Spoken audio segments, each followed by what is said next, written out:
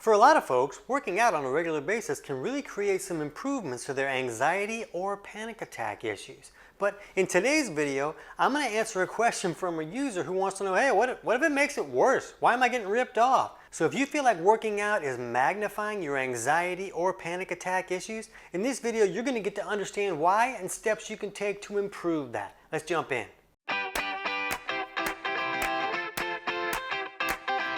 TC Hale is not a doctor and does not claim to be a doctor or licensed in any type of medical field. Don't be an idiot and use anything heard on the show as medical advice. This information should be used for educational purposes only, and you should contact your doctor for any medical advice. Now get off me. So for a lot of folks, the endorphins and such that can come from working out can actually help improve their anxiety issues. But over on our video for Why Can't My Body Make Hydrochloric Acid, Ross asks us, can you explain why working out makes my anxiety worse? I have a lot of friends with anxiety that say they feel better after their workouts. I sometimes feel like I'm going to have a panic attack right in the gym.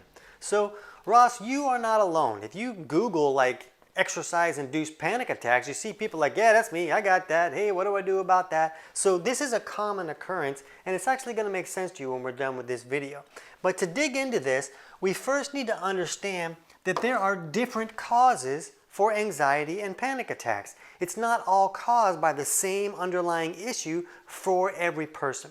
So I'm not going to dig in real deep to all the causes in this video because it'll make it 17 hours long. But if you want to understand all the causes, we'll put the link in the description below for our video on 4 physiological causes for anxiety. Because keep in mind that there are things in life that can induce anxiety. That's kind of how it works. But for most people, there are physiological issues going on in the body that can magnify those problems. It magnifies how you experience that thing in your life. It can magnify the anxiety or the panic that you feel when that goes on. So we want to talk about those underlying issues in the body that can create this problematic scenario for when Ross is working out over there. We want to let Ross get his workout on. So we're first going to look at an issue called an anabolic imbalance. And it was Dr. Emanuel Revici who helped us understand that the body has a natural circadian rhythm at the cellular level. So during the day, the body should be in a more catabolic state where it's very good at creating energy and kind of keeping us going all day. And then it's also good at breaking down tissues so that they can be rebuilt and renewed. And then at night, we should move into this anabolic state where the body is very good at sleeping and resting and repairing and rebuilding. So both of these states are appropriate. We want both of those things to happen. The problem is some people can get stuck in one of these states most of the time, and they're not really switching back and forth between day and night like they should. And if they're stuck in one of these states most of the time, it can create a wide variety of health issues. When we're looking at our topic for today, what's important to understand that if somebody was to be stuck in that anabolic nighttime state most of the time, in that anabolic state, the way that the body creates energy changes a little bit. In that anabolic state, the body likes to create energy using fermentation. And the problem for what we're talking about today is that a byproduct of fermentation is lactic acid. And lactic acid, we've all heard about that when we talk about working out and whether lactic acid is really in the body. It's actually kind of lactate. You know, lactic acid kind of gets converted into lactate very quickly. I don't want to get all sciencey, so I'm just going to call it lactic acid. Let's just talk like we're humans so that humans can understand what I'm saying. So we're going to call it lactic acid. And the problem is that if the body is stuck in this anabolic state most of the time and it's creating most of its energy through fermentation, that's going to create an excess of lactic acid. There's a lactic acid buildup that can occur if the body's creating all this lactic acid because it's using this fermentation for its energy production most of the time. It really should not be doing that. So we get rid of lactic acid, we can turn it back into glucose and turn that into fuel. But if the body is really creating a lot of lactic acid all the time, it can be hard for the body to keep up and that lactic acid can accumulate. So I'm going to put a link to some medical literature below that helps us understand that you can induce a panic attack by injecting somebody with lactic acid. A lot of times when they're doing these trial things and they want to stimulate a panic attack, this is one of the methods that they use. So this is one of the possible underlying causes for anxiety and panic attacks, is when a person is stuck in that anabolic state, the body is producing too much lactic acid, and that excess lactic acid is creating the anxiety. And if a person can fix this anabolic imbalance and balance the body out a little bit, a lot of times it improves the anxiety for that individual. Again, if the underlying cause for their anxiety is something else, improving an anabolic imbalance isn't really going to do anything. So we really need to look at the person instead of the symptom that they're dealing with. So this can really help us understand how working out could either magnify anxiety or even just full-on create a panic attack. When we work out, our body makes lactic acid. So if lactic acid levels are already really high, and then we're going to work out and create even more lactic acid, well, that guy's going to do 4 sets of incline bench and then 2 sets of, hey, I'm freaking out over here. Because they're really magnifying the lactic acid in the system that was already high from their body creating energy through fermentation. The next issue we need to think about when working out magnifies anxiety is maybe a person has a lack of resources. And the body really needs a lot of resources for a lot of functions. And when the resources or the minerals in the system go very low, that can really stress the body out. The body's kind of freaking out because it needs minerals and resources to run all the functions that it needs to run. So if it doesn't have enough, that's like you trying to pay $800 worth of bills with 12 bucks. That's very stressful.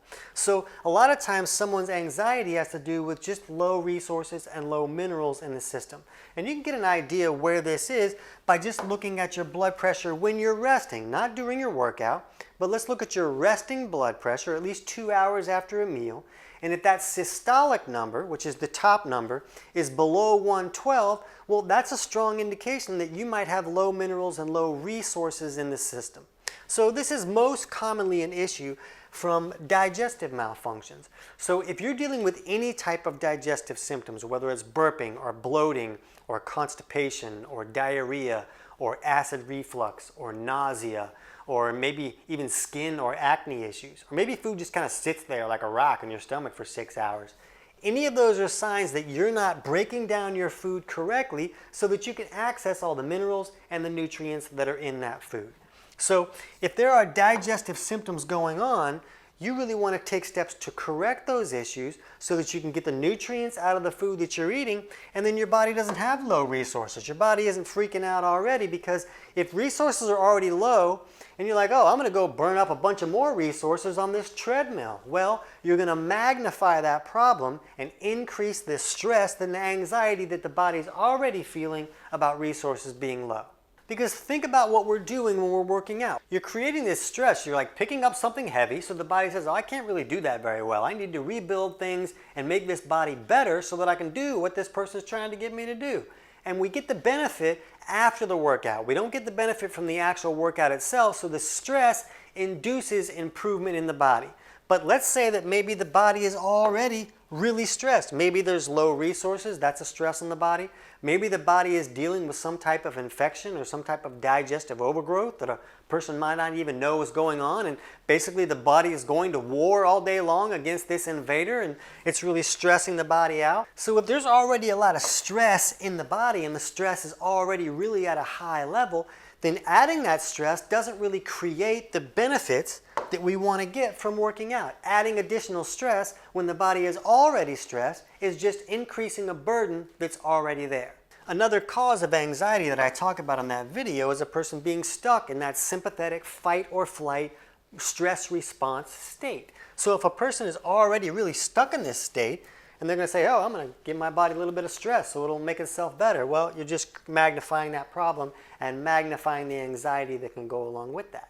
So if we are an individual that already has low resources, maybe there are digestive symptoms going on, you want to take steps to improve that. So my book, Kick Your Fat in the Nuts, chapters 3 and 4, walk you through figuring out which aspects of digestion are not working correctly, and if so, what steps you can take to correct those. And the book is available on Amazon, but I'm going to put a link in the description below where you can get the whole thing totally for free. So that's one aspect you want to check out to make sure that one of these things isn't magnifying anxiety during a workout. The next thing you want to do is you want to know, is your circadian rhythm off? Are you leaning too far on that anabolic side? So I'm going to put a link in the description below for our video on understanding an anabolic imbalance, and you can watch that video to dig deeper into how that imbalance works, signs that might be going on, and steps you can take to improve it. Or if you want to try to figure out, am I leaning too far on the anabolic or maybe the catabolic side, you can jump over right now and check out our video on Is My Circadian Rhythm Off? And that'll show you simple things you can look at to figure out if you may be leaning too far on that anabolic side or not. Let us know how it goes.